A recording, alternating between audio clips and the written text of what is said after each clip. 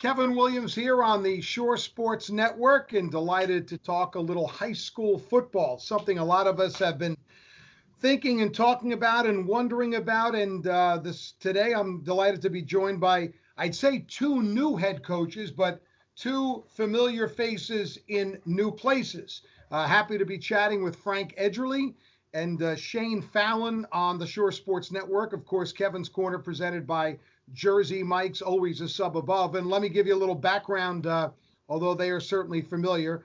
Frank was named the head coach at Howell High School in May, 3 months after stepping down at Red Bank Catholic, where he spent a total of 14 years over 2 stints at what is his alma mater. In that time, the Caseys went 85-54, won 5 division titles, and in 2018 went 10-0 and claimed the non-public Group 3 title. At Howell, Frank takes over for Luke Sinkhorn, who stepped down following 6 seasons. It's got his work cut out for him. The Rebels have won only 2 games, one in each of the last 2 seasons. And as you might have seen on Shore Sports Network within the last day or so, Frank's staff includes former Middletown South and Raritan head coach Bob Generelli. A lot of people thrilled to have the General back in Shore Conference football. Shane was named the head coach at Neptune in March, shocking all of us, replacing Tariq Holman, who is now the head coach at JFK in Island. After going winless at his first season, Holman won 5 and then 6 games the last 2 years at Neptune. Of course, Shane is familiar to people. He has spent the last 5 years or so as the athletic director at Homedale, but prior to that was the head coach at Rumson Fairhaven, his alma mater, for a total of, I think, 15 years, going 106-51. And leading the Bulldogs to their first state sectional title in 2010. So with that, I say welcome to 2 guys who I've known for a long time and I call friends, not just when it comes to high school football. Thanks so much for a few minutes today. Great to be here, Kevin. Yep, no problem, Kev. Shane, I'm going to start with you because you've got the Neptune swag on while Frank is waxing poetic about his Yankees now that baseball is back.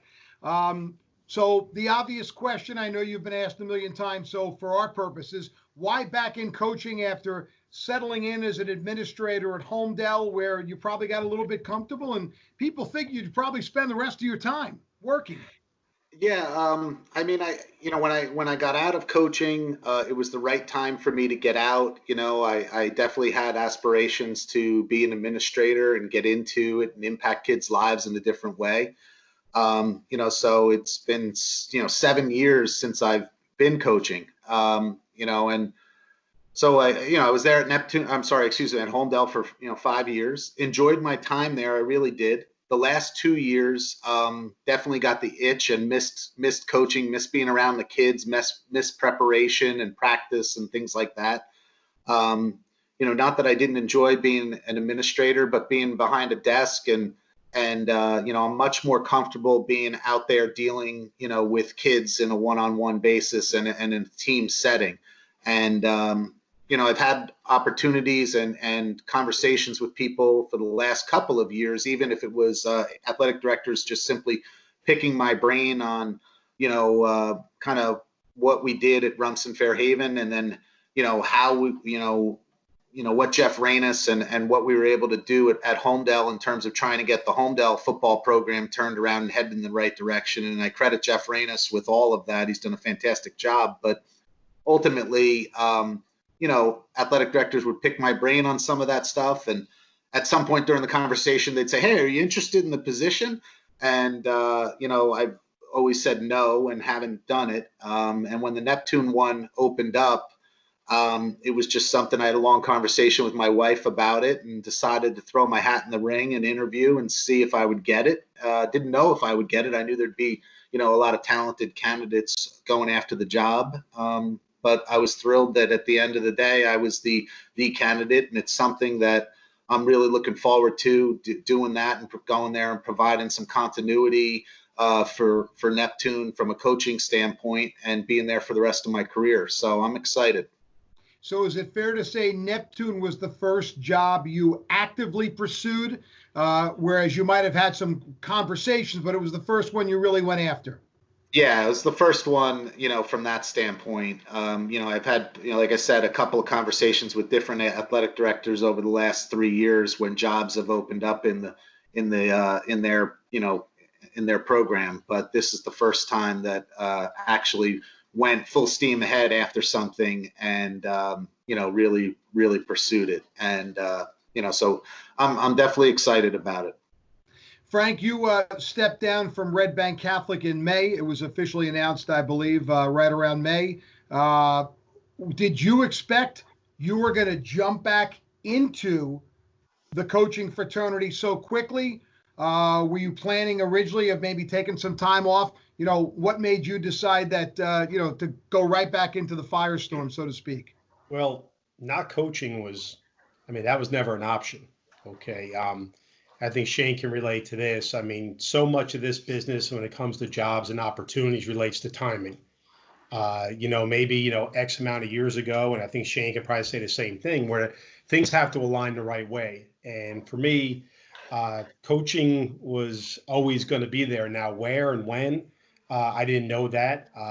It was never a consideration of mine not to be coaching somewhere this fall. So when this opportunity presented itself, I'll be honest with you, it wasn't something I was thinking about. Not to say I didn't want to get back into it or wasn't attractive. It's just, it popped up at a time when it just made a lot of sense. Little did I know it also pops up, coinciding with COVID. So, that had a whole another set of circumstances to it. But when this thing popped up, it just made a lot of sense.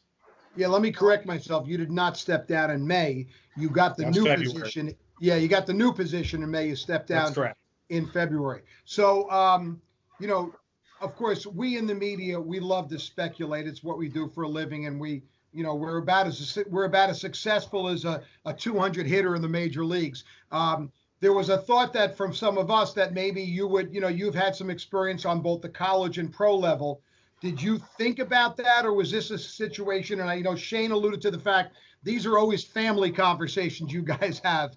But was it a thought? But did you really want to remain here in the Shore area and sort of stick close to home? Well, it's funny. I understand there's a lot of speculation out there. Unfortunately, somewhere, on the Red Bank Catholic campus, a lot was outside of the campus. And, because of my background and my experience, I think a lot of people always kind of like to fill in their own blanks. And for what those reasons are, they do it. I can't tell you. But again, the next opportunity has to make sense. And I'm in a situation now where, my son's going off to St. Anselm's in the fall up in New Hampshire. My middle daughter's at Wagner. I have a 9-year-old. Okay. My mother's here by herself. So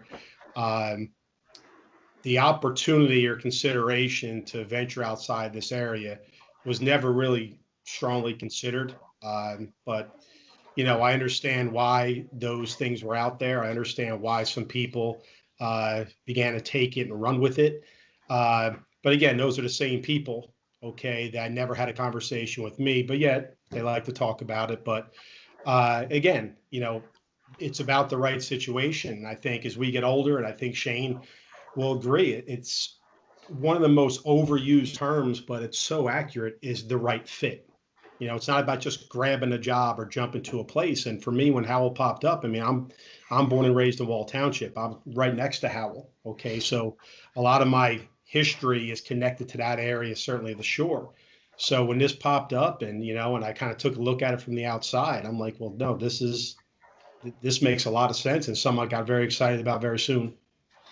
The similarities between the two of you are pretty striking. You both played quarterback in high school at the schools that you would later coach very successfully at. And here you are a little bit later in life. And, that's very comforting, I guess, in some ways. You're familiar with the school. You go back as a teacher and coach. You have success. And now later on, you both accept new challenges. And I think challenges is fair to say in both cases. And we throw in the times we live in. So I'm going to ask you both about, the ability to, first of all, normally a new coach comes in, right? The first time it's announced that first week, let's have a meeting of all the football players, and you get them in the gym and you talk to them. Well, schools were closed by the time both of you guys got locked and loaded. So Shane, I'll go with you first. What has your contact been with your players from the time you were named to the position till we sit here in late June? Well, yeah, that's been one of the most challenging things is just being able to meet with the kids and talk with the kids. As a coach, I think we're all much more comfortable, being face to face, standing up in front of a group of kids, of parents, whoever it may be, than doing this with the back and forth, whether it's on video or phone conversations, emails, whatever it may be. So it has been a challenge. It certainly has been. We've been obviously communicating with kids, watching huddle and things like that. Our coaching staff. It was also the challenge of putting a coaching staff together too, Kevin. I mean, Frank and I both coming from a situation where when I was last coaching at Rumson Fairhaven, I had a core group of people that were with me for a long time, and that continuity. And Frank had very similar situation with Red Bank Catholic, and so now you're going into a different situation where a lot of your guys are entrenched and at Rumson Fairhaven or entrenched at Red Bank Catholic, and it's not wise for them to leave that situation. So a lot of it is putting together a coaching staff that you think will be a cohesive unit and will grow together. So it was a combination of trying to do interviews and meet with people and put a staff together, and then also obviously being able to communicate with the kids and the unknown of not having a lot of answers for them and their kids. They just want to simply know, when can we get together and play football? And it's obviously not that simple. So it's been a challenge. It certainly has been. Same situation for you, Frank? Yeah, absolutely. And it's especially when you're coming in and like to just to not to belabor Shane's point, but again, you want to do it in person. And there's simple things that just speaks to the true sense of you being a coach. I mean, physically, you want to see what these kids look like. You want to get in the weight room. You want to see some work ethics. You want to see some things that maybe you can't get on film, and you sure as heck can't get through Zoom. But I tell you what this whole pandemic has done, and not just this sport, but in this country, is it's forced people out of their comfort zone. And who knew anything about Zoom 6 months ago? And now look at what we're able to do with it. Whether you're getting on the whiteboard, bringing in video, there's things that we've had to incorporate to get through this. But yeah, it's been a challenge, and in terms of getting staff together, then board meetings, and then trying to get your staff. The great thing about it is that just adds to the challenge. It adds to the excitement. I mean, is it ideal? No, it's not ideal, especially for Shane and I. We're going to have 2 new staffs in 2 new places. Okay. And who knows when we're going to actually be able to get out there and get things going. And, so you have to control what you can control. We say it as coaches all the time. And that literally rings true now. And, it's an exciting time. But yeah, there's that little bit of frustration knowing that, hey, under normal circumstances, how much further along would we be? But that's just the circumstance for everyone, not just Shane and I. Obviously, one of the things that helps both of you is you are experienced at this. This is not a new game for you. When we get a little bit into the guidelines in phase 1, pretty much your practice has to be set up well in advance. You guys are accustomed to doing that. Somebody who's new, that may be a little bit more of a challenge. So I got to believe that's a little bit of an advantage as opposed to someone who's a first-time head coach under all the circumstances we live in. Yeah, I think so. And that also speaks to, when you're building a staff, because here's the reality of it, experience or not, there's no blueprint for this exact situation. There's no one we can put on our staff or talk to and say, hey, when you guys went through this in 1986, what did you do? So it's not just about experience. It's about guys with diverse backgrounds that are a little creative, because this is going to require a lot of creativity. And I'm speaking for Shane and I. You mentioned how we played against each other in high school. Is that when we played high school way back when, there was never any really summer.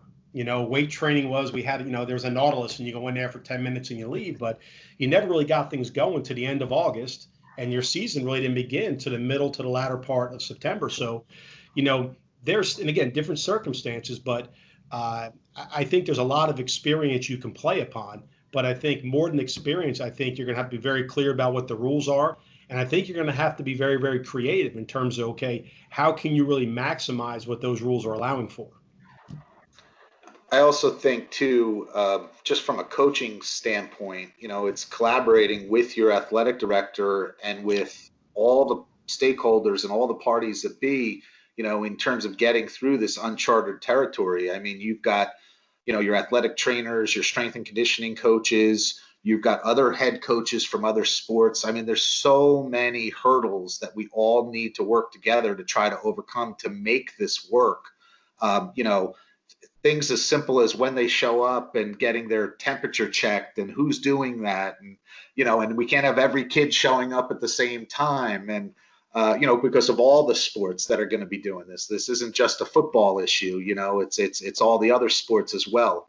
So right now, I think, it's important for us as coaches to just be patient and realize too that we're, the athletic director, the building principal, the business administrator, the superintendent, all these parties are trying to meet and put a plan in place that's something that will work, and work well and allow us to be successful. But let's face it, every time we see something in college that pops up with, 30 players here or 21 players there that are testing positive, it's stuff that makes you just kind of shake your head and say, boy, we really have an uphill battle to make this work for the upcoming fall. We're all trying to be optimistic and roll it out the right way so that it will be successful. So it's a step in the right direction, but we are, by no means out of the woods where it's just like, let's get to July 13th and here we go. That's not necessarily the case. It's one step at a time.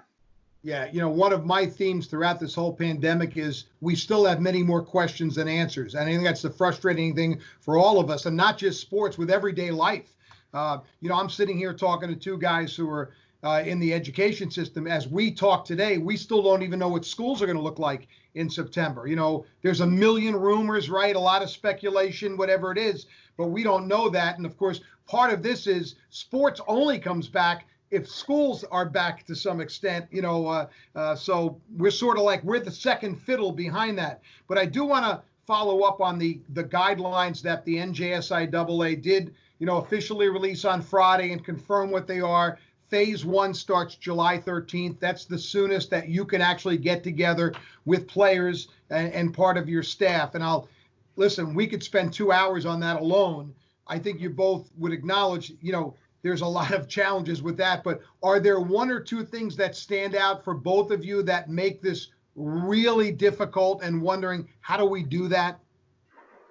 Well, I think the one thing I've been kind of wrestling with is, and just to kind of build off what you said prior to that question is, I think we really have to make decisions based on the information we're getting and knowing. There's a lot of people out there, I think, making assumptions and making assertions and filling their blanks. And listen, I mean, this is what we know and this is what we can do.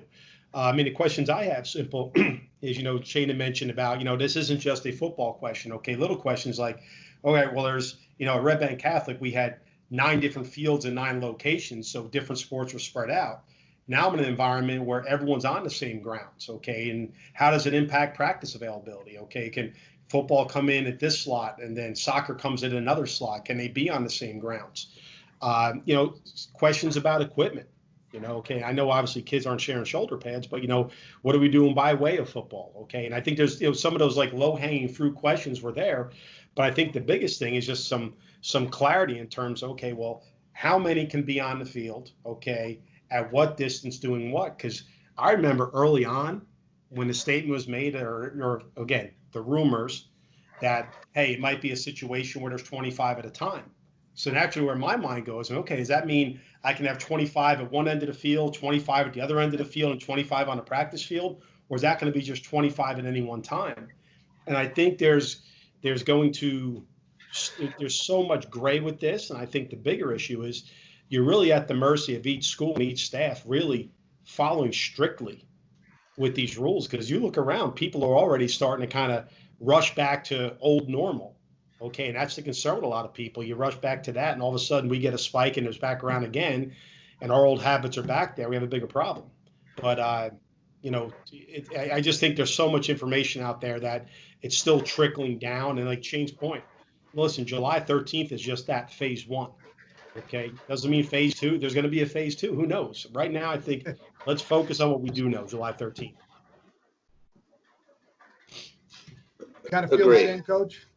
Yeah. Yeah, I agree. I mean, I Yeah. think it's one step at a time. We focus on what we're allowed to do in phase one, and just being patient with it and getting the kids to understand too, because they're kids, they're teenagers, they're chomping at the bit. They want to get out there and impress the new coach and the new coaching staff, and they want to, showcase themselves, and that's all natural and what every kid wants to do. I mean, you know, Frank and I, he wants to come into Howell. I want to come into Neptune, and we want to basically, just establish a culture and get things going the way we want them to be. And there's a formula that he's used over the years and that I've used over the years that has worked. And we want to be able to do that. But we may, it's just going to take some time to get that implemented because of some of the challenges that we do lie ahead. Listen, ultimately, I think there's conversations to be had as we get through August and then we get into a season. I think the things that coaches from every sport, Kevin, need to talk to their athletic directors about, at least have these conversations, are: do we move days like homecoming or senior days? Do we move those up to the beginning of the schedule? Because what if we do have an outbreak and most people have like a senior day or a homecoming a little later in the season, and you may not get to it? What if that happens? So I think you have to almost think of some of these what if scenarios, because you want to take care of your kids. Ultimately, it's about the kids, and that's why we're all doing this. So, like I said, it's going to be each phase going through it and just kind of working together. And I think collaborating with not only the coaches from other teams, but also the athletic directors collaborating with one another for, hey, this is working for us, and being able to tweak your plan or modify your plan that you put in place. See, clearly your time as an administrator keeps seeping into this conversation, which is good. I think it may be a little bit of an advantage for you. Well, we'll see about that. We'll see. I don't know. Yeah. I don't have all the answers. Trust me, Kevin. Well, nobody has all the answers. At the end of the day, people are talking about, when we say football, right? It's NFL, college, and high school. And I just had a conversation with someone this morning, and I said, look, here's the biggest difference.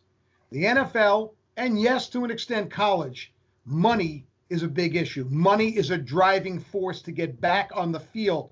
Sponsorship dollars, ticket sales, whatever it is. High school, it's safety.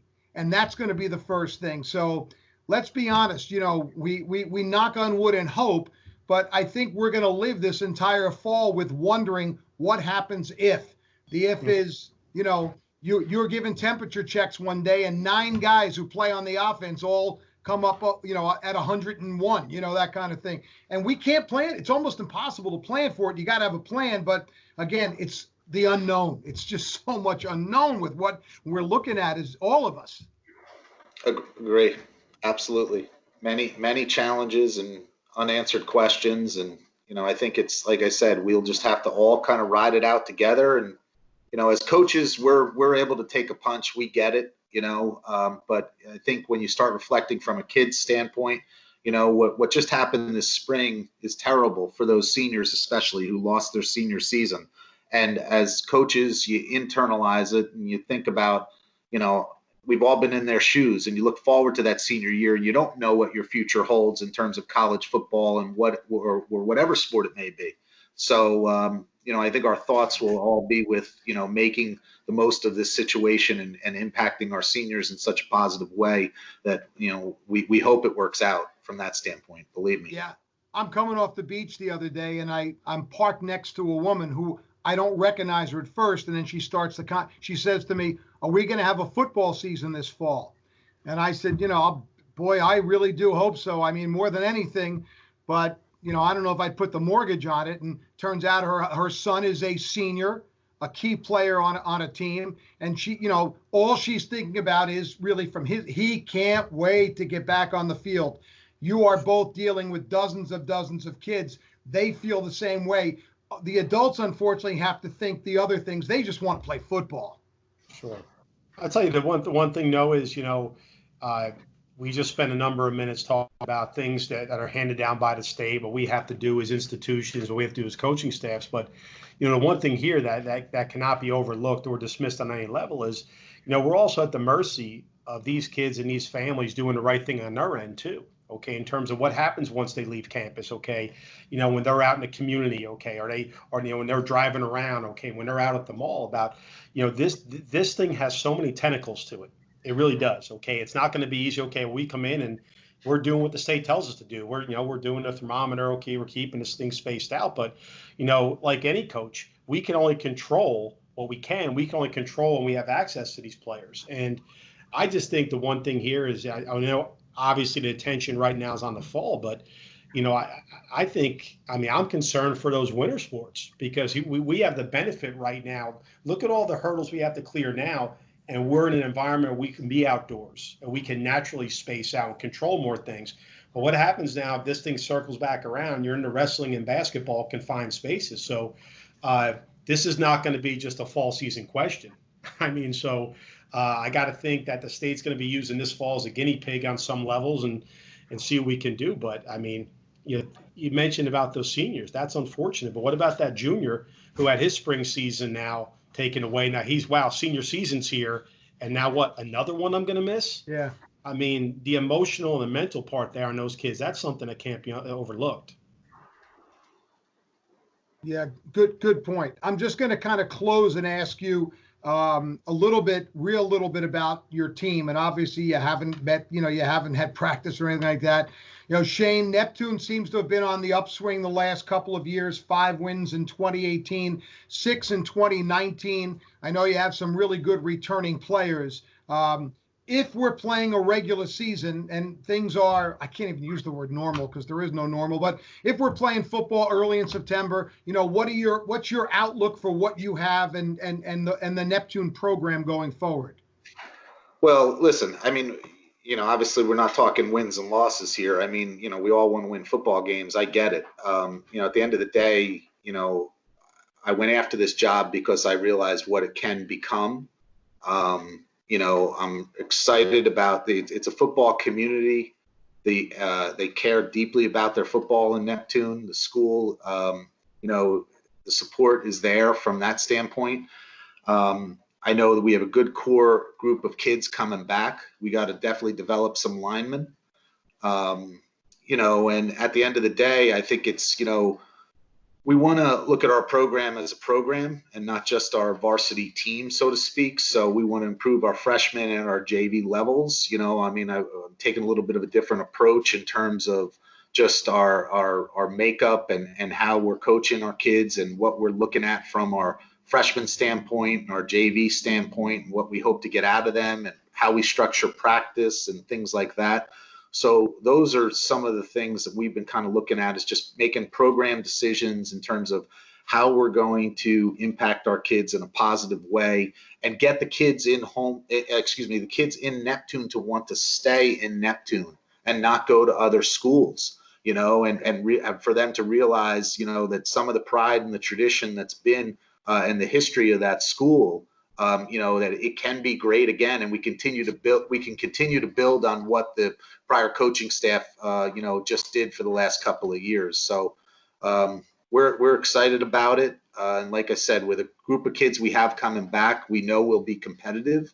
How many wins that's going to translate into remains to be seen.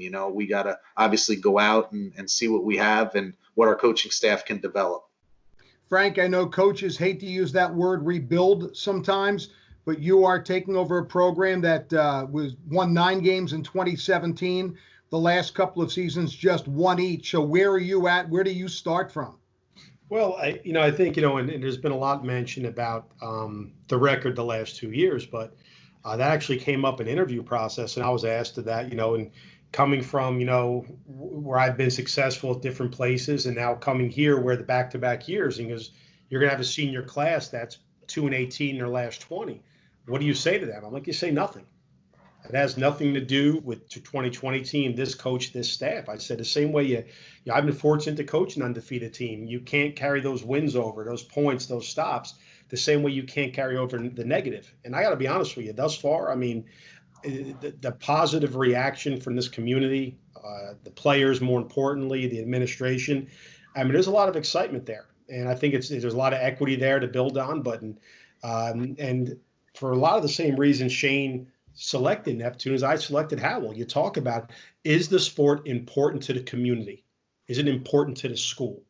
And when I look at Howell, you have, an AYF and a Pop Warner in the same town, and both are successful, both have great numbers. So yeah, it's important to them. So in terms of what we're going to be and what we're going to look like, obviously, I have my my Belichick paranoid side. We'll see. Obviously, evaluating these guys on film. And one thing is, yeah, last year was not a great year in terms of winning losses, but you saw a team that played hard every week. And, you had a team outside of 2 games. Okay. Every game was decided by 7 points or less. So this is not walking into a situation where, 9 of those 10 games, okay, were decided by 6 or 7 touchdowns. So I think those numbers are a little bit misleading. Okay. You look at the record.